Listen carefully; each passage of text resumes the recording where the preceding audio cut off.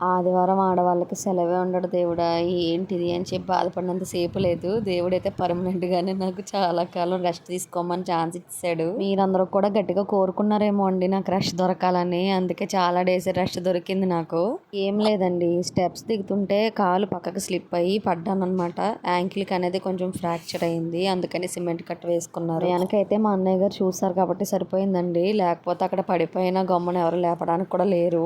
నిజంగా మా ఫ్యామిలీ మొత్తం చాలా టెన్షన్ పడ్డారండి ఏమైంది ఏంటని. ఎంత కంగారు పడిపోయారా జనం పాపం. 15 నిమిషాలు మొత్తం అల్లకల్లోలం అయిపోయింది.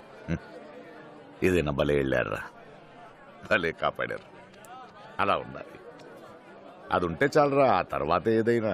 And thank you so much to all my family members నన్ను ఎంత కేరింగ్గా చూసుకున్నందుకు. ఇక మా వదిన అయితే నువ్వు కాలు తగ్గేంత వరకు ఎక్కడికి వెళ్ళొద్దు, ఇక్కడే ఉండు, కాలు తగ్గిన తర్వాత వెళ్దుగానని చెప్పేసి అసలు మా ఊరే పంపలేదండి, ఇక్కడే ఉండిపోయాను.